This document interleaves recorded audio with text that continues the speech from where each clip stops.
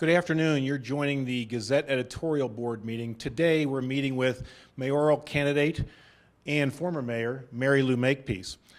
Also in the room today from the editorial board is Pula Davis, Wayne Laugesen, and we also have as an observer today our reporter Monica Mendoza. So with that, we're going to go ahead and get started. You ready, Mary Lou? I'm ready. Okay. So we're going to ask the first question that we've asked all candidates, and that is, what kind of leader are you? Why are you running, and what best qualifies you to be the next mayor? Kind of a comprehensive question. Well, first of all, I want to thank you for the opportunity to be here. And then I want to thank you for something else, of opening this up to citizens, because there are few opportunities for citizens to hear kind of an in-depth conversation about the really complicated issues that our community is facing. So thank you for having the vision to do that. So why am I running for mayor? I was there once. I didn't anticipate running for mayor. In fact, over the years, people have said, why don't you run for something? And I said, no, I really don't want to do that. But you know, of late, I've been very concerned about this community that I love so much. I don't like, I can say what's going on, but also what's not going on. It seems like the community is kind of holding on low. There's nothing new and exciting, and we're not attracting people, we're not attracting businesses, and it feels like government is closed. It feels like special interest groups have undue influence on matters that are happening in the city. And so my friends and I, we talk about this a lot. We're all kind of active citizens, and we'd say, well, somebody should do something. And after saying that several times, I said, you know, I am somebody. I'm going to do something. I'm going to run for mayor because I believe that I have the experience, the talents, the skills to get this community back on track. I have a very positive attitude. Let's move forward. You know, people do remember that I was the mayor, but I was also on city council for 12 years before being mayor. And over that 18-year period, 12 as council and 6 as mayor, we had lots of economic ups and downs that we had to deal with. I remember when we were foreclosure capital of the nation. We had people were losing their businesses, their jobs, their houses. We had boarded up buildings everywhere, and we figured that out. We came through that. Of course, the economy got better, and that helped. Just like when the economy gets better here, that will help us too. But I'd just like to give you a little thumbnail sketch of what other kind of experiences I've had. I have lived in or traveled to 30 different countries around the world. That includes a stint at the American Embassy in Prague, Czechoslovakia during the time of the Soviet invasion and dealing on a diplomatic basis there. I was in Tananarivo, Madagascar, on that island nation, and taught school there. I am an instructor at the University of Colorado in political science, have been for a very long time. I forgot to look up how long I've been there. I have worked for one of the largest foundations in Colorado, the Gill Foundation, and my job was to work with nonprofits around the state. And so we gave millions of dollars away to Colorado nonprofits everywhere, all 4 corners of the state, and Denver. I have served on the Board of Governors of Colorado State University. That's a 3-campus system, Fort Collins, Pueblo, and then their online university, Global. So I feel like I have a very comprehensive background that has, obviously you don't go through all of that without learning a few things about people and projects and what works and what doesn't work. And so I've thrown my hat in the ring. I would very much like to be mayor once again, and I just want to get going because I see that there are things we need to deal with. So with that as your background and certainly plenty of experience, what could voters look for from a Makepeace leadership in both style and we actually had a follow-up question, which was what would be kind of the priorities for you? Okay. Well, my style of leadership is I guess I would call it collaborative. I am not an authoritarian person. That doesn't mean I used to say, don't mistake good manners for weakness. I am very much a collaborator, but I don't back down easily if I don't think it's an appropriate thing to do. I've talked to all of the council members, all the 7 that are hopefully returning, and I believe that I can work with those people. They care about Colorado Springs. They ran to be a part of Colorado, to make a difference in Colorado Springs. And I just think some things have been set up to make that not happen the way we all envisioned when we voted for a strong mayor form of government. I know that, first of all, none of them have any city experience, which is a detriment to the form of government. But there have been some things, walls put up, staff can't talk to them, all of those things. I'd get rid of that. The mayor and the city council are a team. We voted for a strong mayor form of government. It works in other communities. We can make it work here. I think we had personality conflicts more than anything.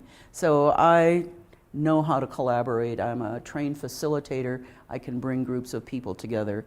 And while we may still have disagreements, we can be very civilized about those disagreements. It's like, be an adult. We're here to serve the citizens of Colorado Springs. So that's my style. A lot of communication, a lot of coming together to problem solve and to talk, and then moving forward. My priorities, is that the next one? Sorry.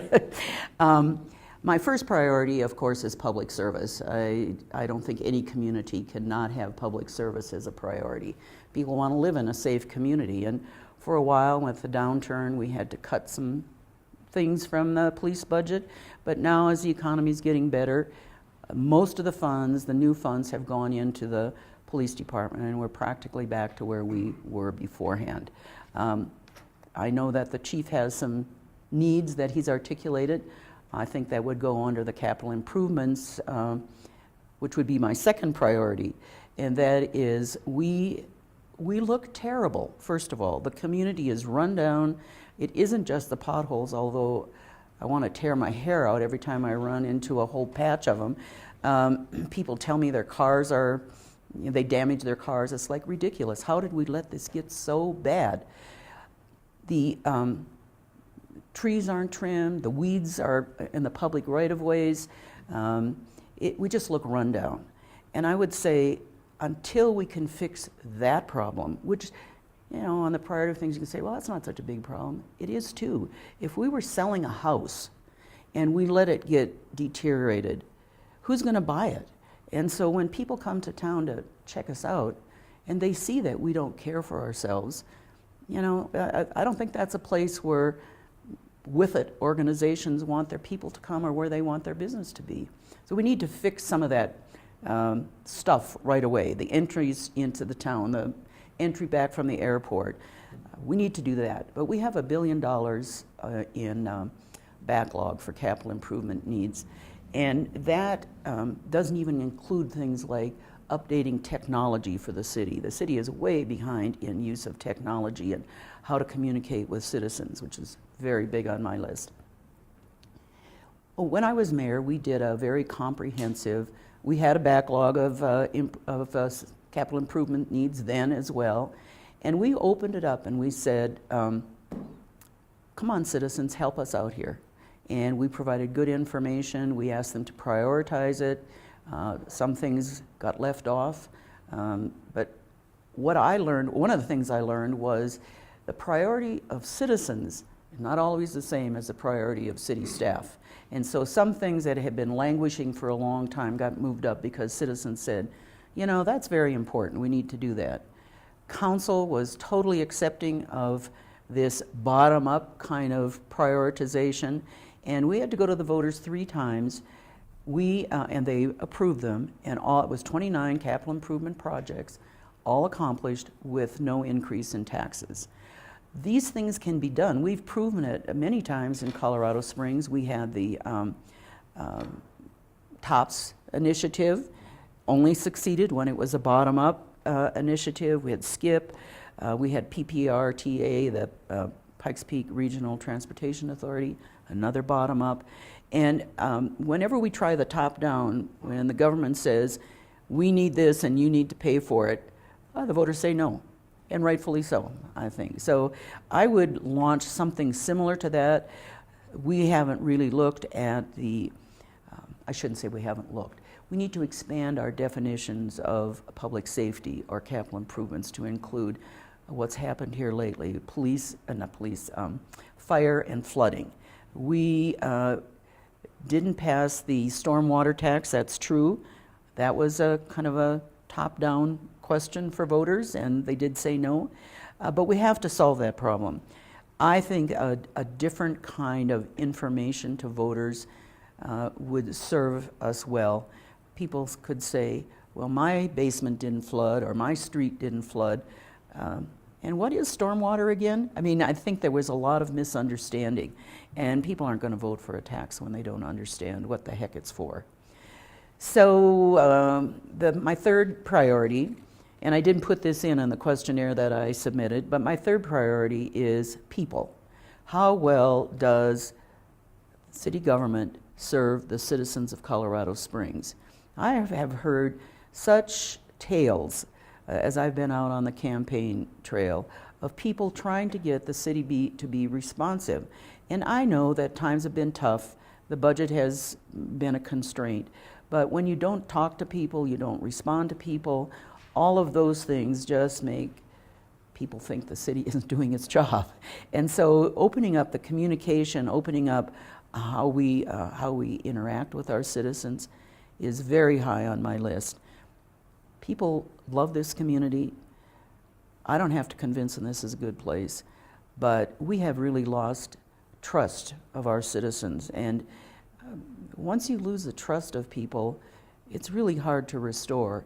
And so maybe that's a fourth priority or a 3.5 priority, but really work to show that my administration is open, transparent, no special deals, no closed door meetings, none of that stuff. We're out and we're open and we're doing your business. That's, I think it's absolutely critical for this community.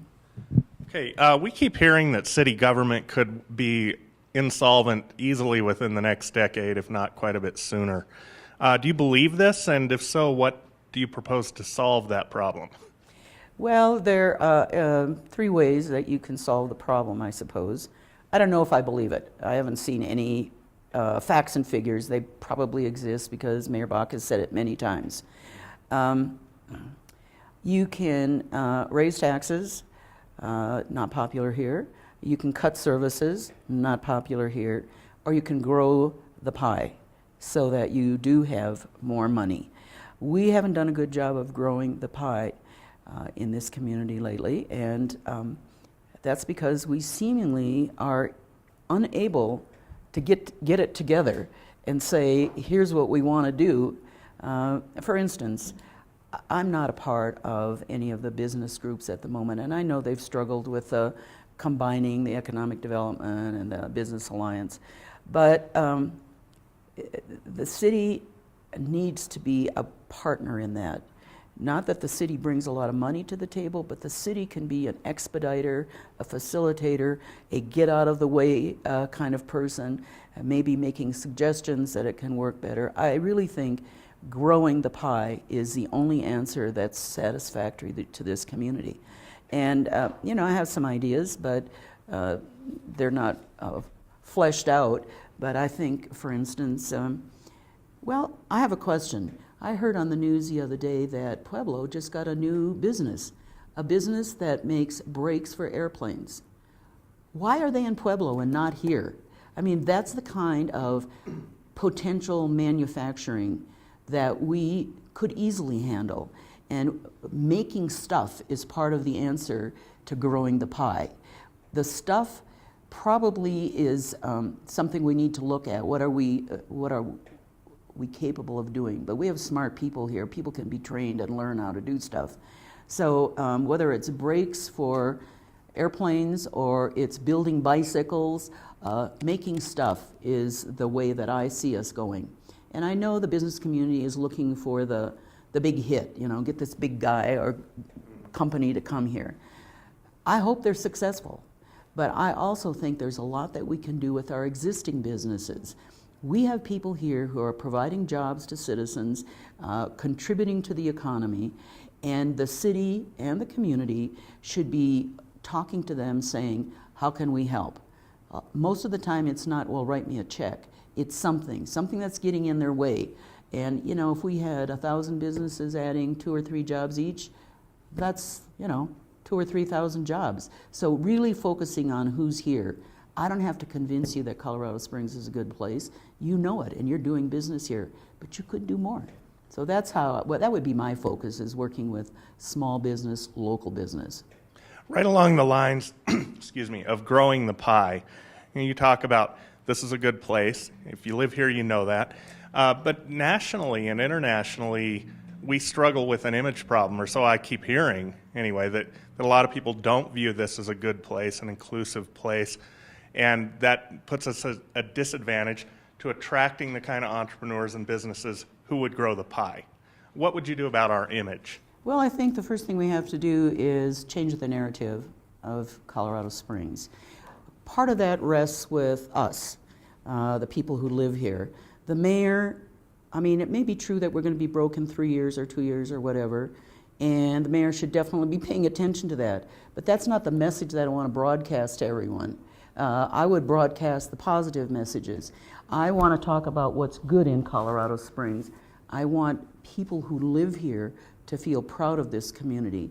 And you only do that when you start saying, Colorado Springs is great, and here's why I think it's great. And I think we need to have much more of a focus on that. Sure, bad things happen, and there are faults, and we need, you know, as the media, you have to cover those things. But, you know, how we talk about ourselves is really important. And I also think that the mayor's job includes being the #1 cheerleader for this community. And that means going to Denver or Timbuktu and making that message. That's critical. We have to have a different dialogue, is the best I can say about it. How we talk about ourselves, how we talk to others about ourselves. And again, promoting what's good. Take, for example, Pikes Peak. We sit at the foot of the most well-known mountain in America. We don't market it. I mean, if people know you can drive to up Pikes Peak, they may do it. But do we say, well, I know we're about to enter into negotiations to build a new Summit House, but are there other activities that can take place on the peak? Educational ideas, research? Is there hiking that can take place? You know, I'm not about to predict that people will all want to come here and climb the mountain, but maybe out of in the new Summit House there can be some trails or something. Are there other ways to get people to the top? You go to almost every tourist area and they have ducks, those funky buses. Well, we don't have any water for the duck to go on, but driving up somebody else driving me up Pikes Peak in an open air vehicle, I think that'd be a seller. So I think we should look at what we have, and that would be a good example. The ring around the peak, the governor mentioned that. That would be a stellar thing. We'd all like that. I'm not going to bike around there in 3 days, but I know there are lots of those bike people who would love to do that. Little side trip to Cripple Creek or whatever really sets us aside. Look at what we have and how we can market it, how we can utilize it to bring us into the future in a positive way. Any thoughts on, this is kind of a two-pronged question. First of all, our image. We know we have, you know, trouble with our image. Part of that is predicated on the fact that our airport is kind of in the shadow of Denver's airport. So how would you address that? And also, transportation.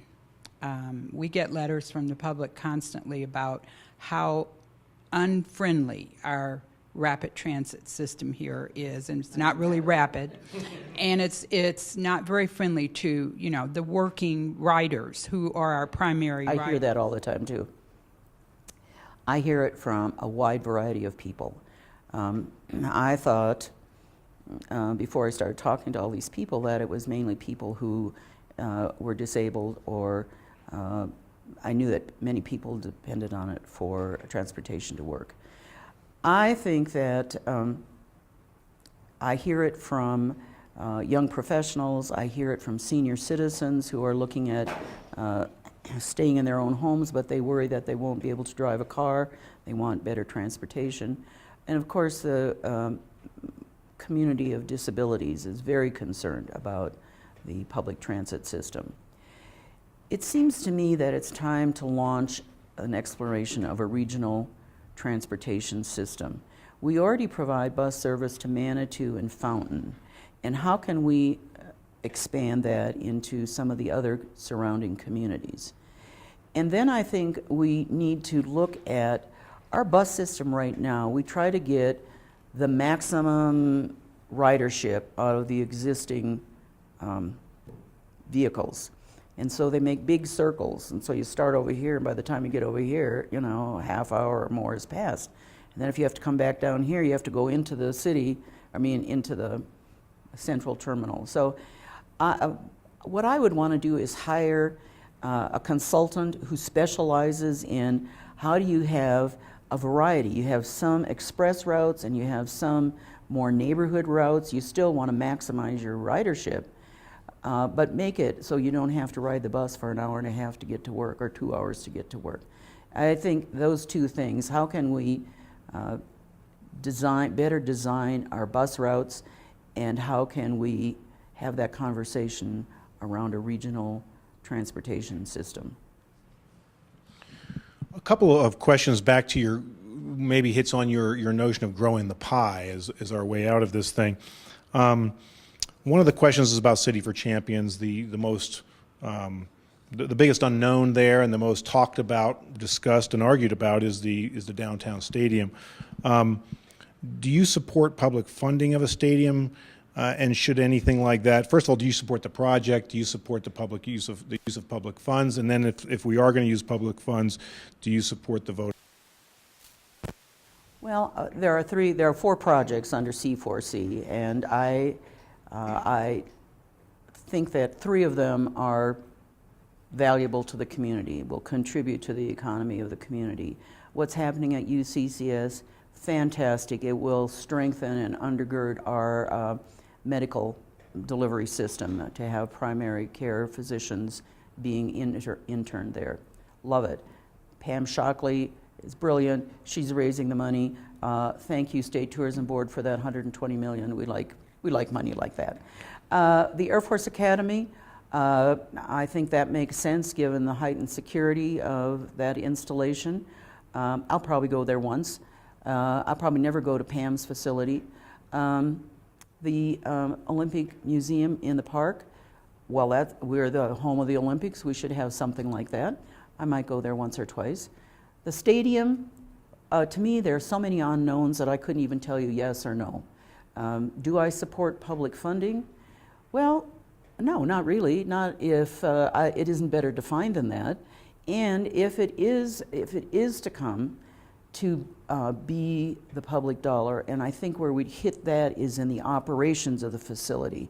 It's a one-time cost when you build something, but when you operate that day in and day out, how much beer do you have to sell? How many tickets do you have to sell? All of those things. I don't think that work has been done. So before it would ever go to the citizens, and it should go to the citizens for approval, I'd want all that work done, because that's biting off a big chunk of the future. And is that what we want to spend money on? Or would we rather build a science museum or a children's museum or things that I and my children would use? I vote for things that I would use here, because if it's tax dollars, I want it to serve us. Tourists are good. We like tourism. We like the dollars they bring in.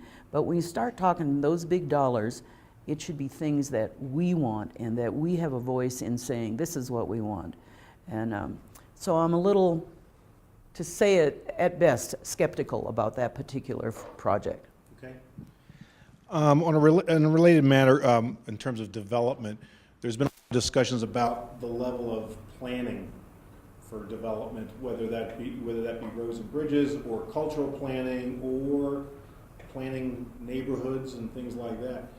So planning has been kind of an issue that has come up a lot from readers in terms of do we have enough planning? Do we have a plan? And related to that, infill.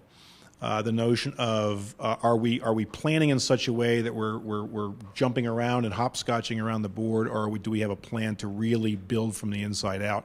What's your perspective on that? Well, I was shocked to learn that we have three strategic plans. We have, the mayor has one, and city council has one, and utilities has one. And when I expressed my, really, I was told, well, they're all kind of, they fit together. And it's like, strategic planning is people sitting together and developing a plan and buying into that plan. And to that extent, no, we don't seem to have that. Now, there are lots of plans, but my experience in the past was I could have this property and you could have that property, and they could both be residential, zoned residential, but were they compatible?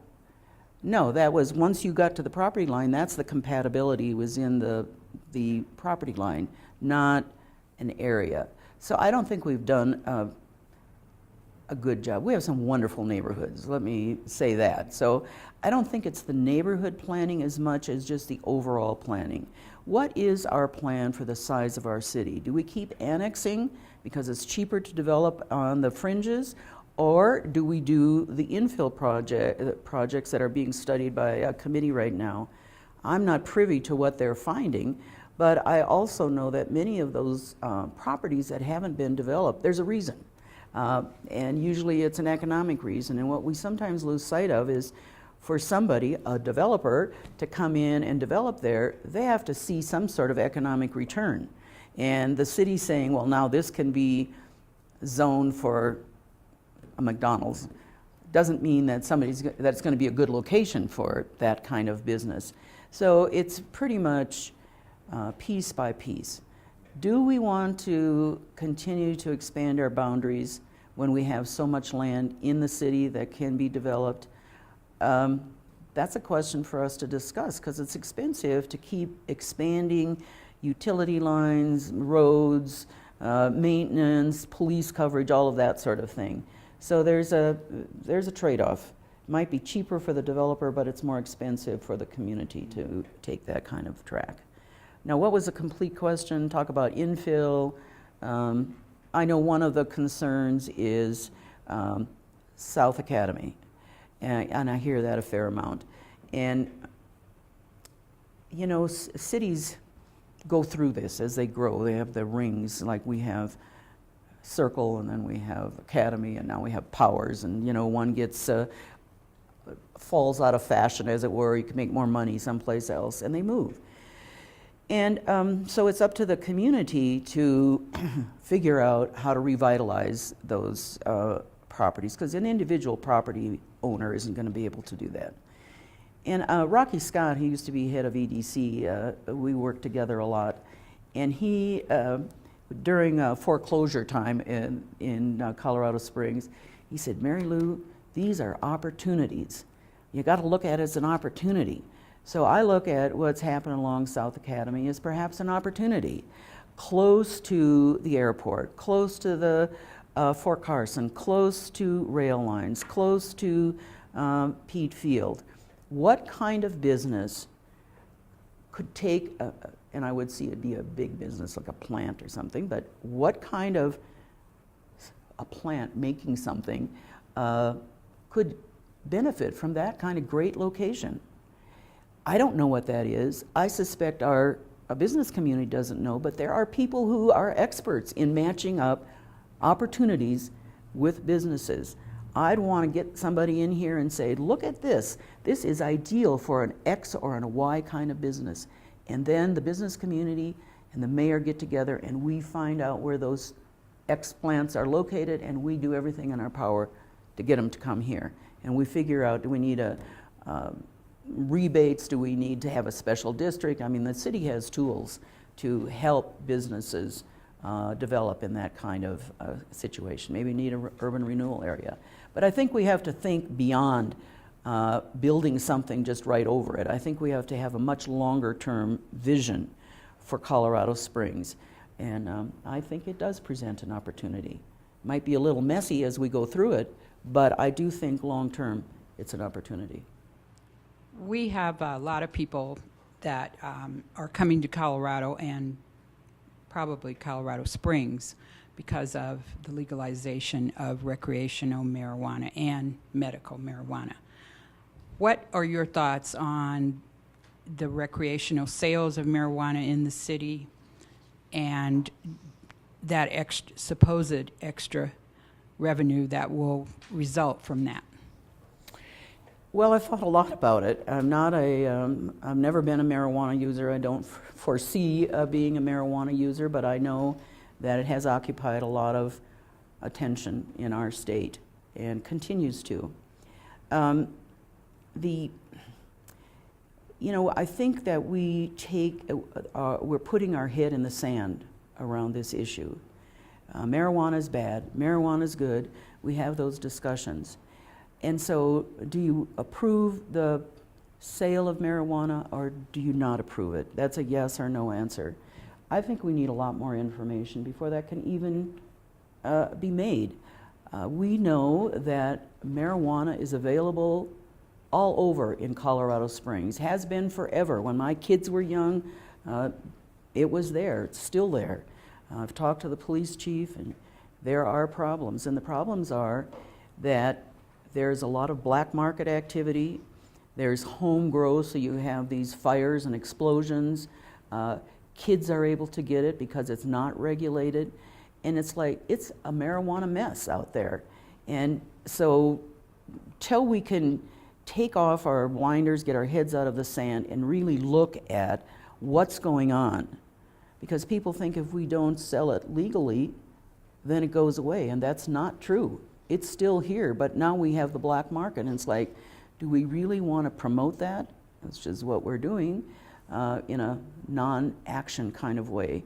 So I think we need to just have that community discussion that gets beyond, no, or bring it on.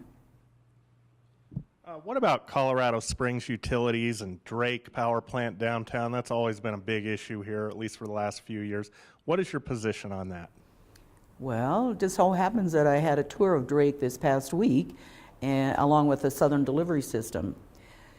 I think that with Drake, it's probably not a question of if, it's a question of when, because it is an older plant. And I know that there's a concern on part of some of the citizens that the CO2 is not regulated. There's a concern on the part of the business community that we keep rates low, so we have that tension. I think that the City Council, sitting as utility board, is looking at that question. I think when they said 5, 10, 15, or 20, when you get out to 20 years, that's way too far away. I think we should say, okay, in 10 years, we're going to know the date that it's going to be decommissioned, and we're going to know how we're going to make up that power. And so far, I haven't really heard that discussion about how to make up what Drake provides, because they provide most of the power. And so it's not something you can just, turn the key and turn off and hope everything's well. We need alternate sources of energy.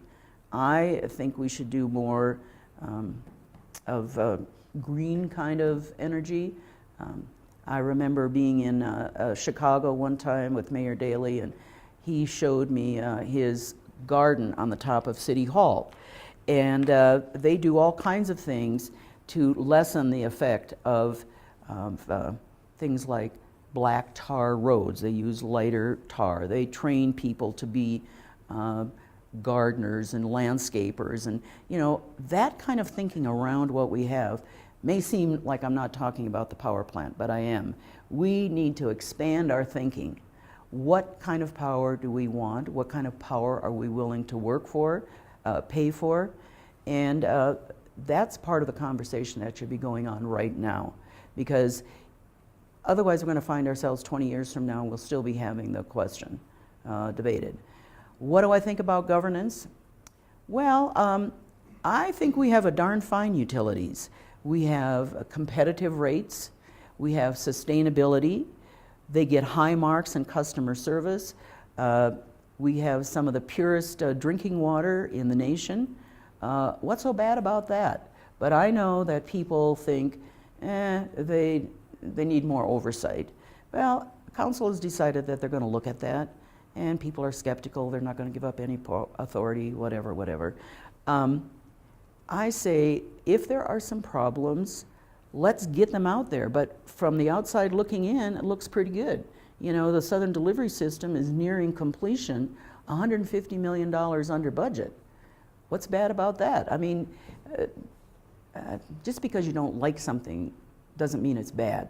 But that being said, I absolutely want to explore the question because maybe they know something I don't know, and I would want to know it. Back to how the city's working. Two questions that come up a lot. First of all, is the city's charter. So we have a new form of government. Do you think that there's some things within the charter that need to be changed? And if so, and you know of any, are there any specific things that you know about that should be changed? Well, certainly our new form of government is new. I mean, we haven't even had a full 4 years yet. When I look at what's going on, when I talk to people, it seems to be primarily a personality issue, a people issue, not a charter issue. And I think we need to give it a little more time, see if some different people behave differently. And on the other hand, we've had a charter review commission, about every 10 years. And so maybe it's time to start thinking about that. I don't think we have to precipitously do that. I think the charter, to me, it's our Constitution, and I don't think it should be changed willy-nilly just because somebody has a new idea. So I'd be open to that, maybe something in 2 years, 4 years, but I think we need to see how this works with different players. And you know, there's been some barriers put up about not letting staff talk to council. There's a real division between city admin and city hall. That all has to change. And then we have a better ability to explore it. There is one thing I think the council is voting on this week, and that is they should be able to hire and fire their own staff. And I think that's appropriate. They ought to be able to do that, not have the mayor, you know, fire people out from under them. One similar proposed charter change, it's not been slated yet for a vote, but it's been talked about a lot by city council, and that is to have them hire and staff their own city attorney. What do you think about that? Well, I don't want a situation where the council attorney is suing the city attorney. I think that another way to handle that is to have the council be able to hire and fire a city attorney who works for the city attorney. They're all in the same office. And that's kind of the way we had it with Memorial Hospital and the way we had it with utilities, but it's all one law office. It's just that one of them is the city attorney for city council. And I think that's, you know, we have a little history around this, and I think that history colored the thinking that they should have their own attorney, outside attorney, or whatever you call it. I don't like that idea at all, but I do think that being able to say to your attorney who's giving you advice, I don't trust you, that would, to me, would be basis for termination if you don't trust your attorney, and they didn't have any authority to do that. But if this particular charter amendment does get on the ballot and gets passed, they could do that. A third, more dramatic resolution to this is to do what the state does and have the attorney be a separate branch of government that answers directly to the people. So this would be an elected city attorney. What are your thoughts on that? I'm not for that. No. I think that it's very easy to get someone who's looking for a job and doesn't have the right credentials, and I just don't like that.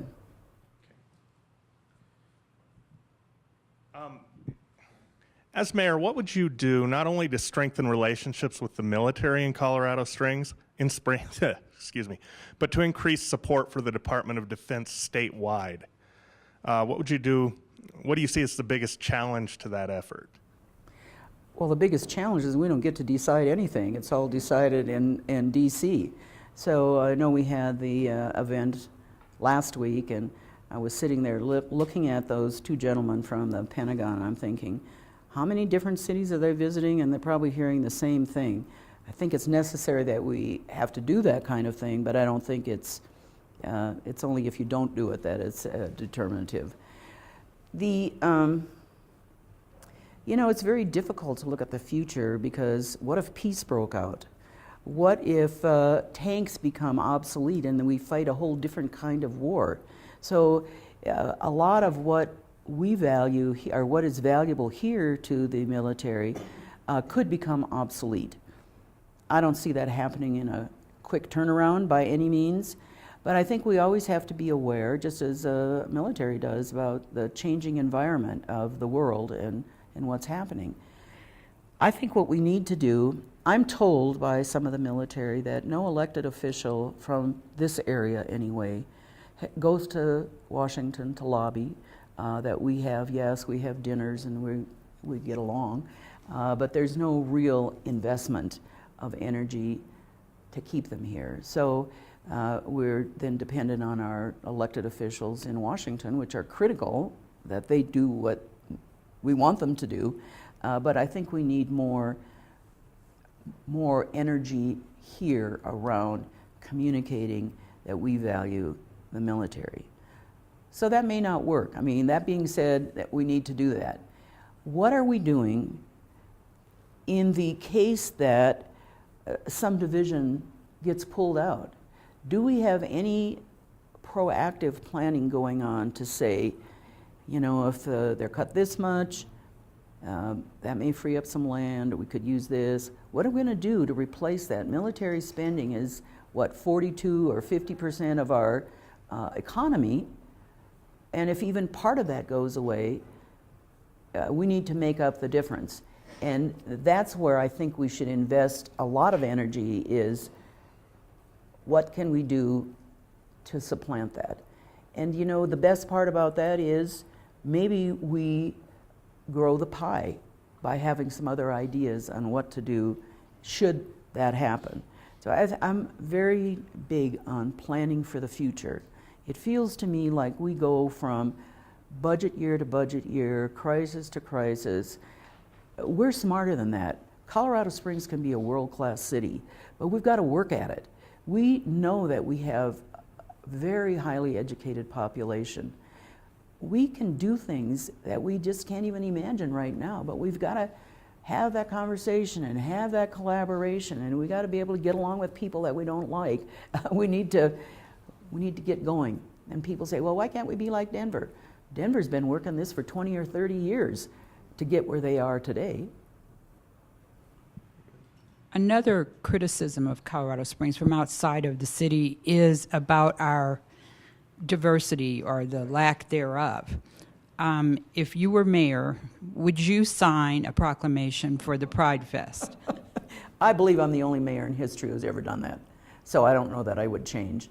That was a very educational job experience for me, and there's something about getting to know people that changes your mind. And I was one of the founding members of the Diversity Forum and the Everybody Welcome celebration in the park. We have a lot of diversity in Colorado Springs. It's just, they tell me that very often they feel invisible. I was at the Chinese Cultural Festival on Saturday. Hundreds of people there. Not all of them Chinese. Some were parents who had adopted Chinese children.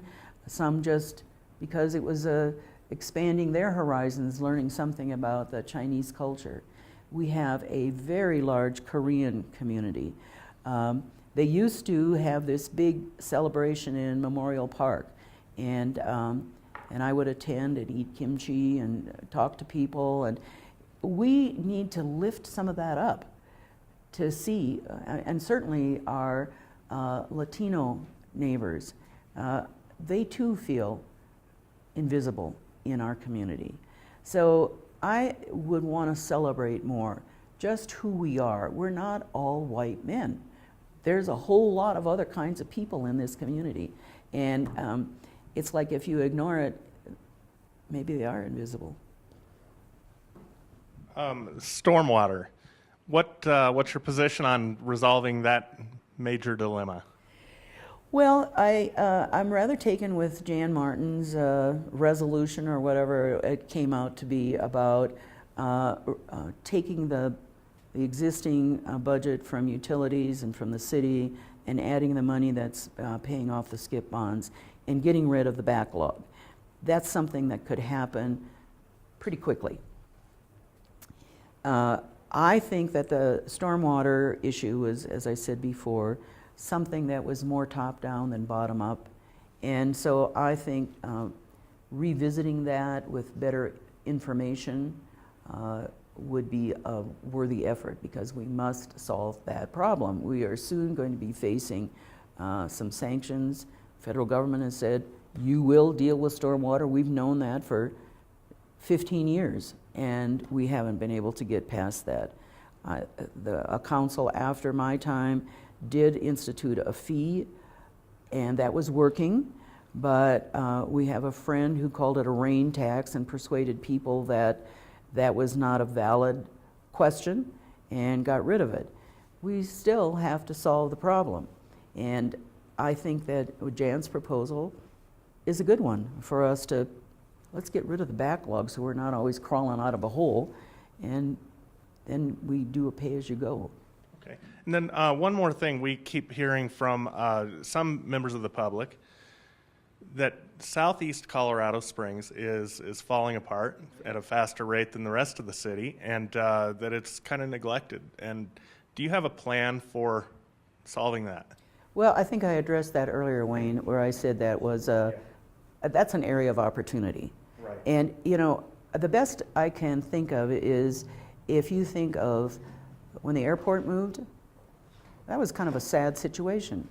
And Lowry, look what's now. It's a flourishing area. This could become a flourishing area if we approached it correctly. And I view it as, I say, an opportunity. I don't have the exact information of what should go there, but there are people who can advise us and help us go after the kind of entity that we want it to become. I think the final question on our list, we're at the end. Final question, the Colorado Springs Airport. There's been a lot of work done, there's been a lot of talking about it. I guess the question is, do you think that's a priority for the city? And is it something that we can succeed at? Well, we'll never be DIA. I mean, we just need to face that fact and quit comparing ourselves. On the other hand, it's a wonderful airport, and if you want to go where the flights go, it's the best deal in the state.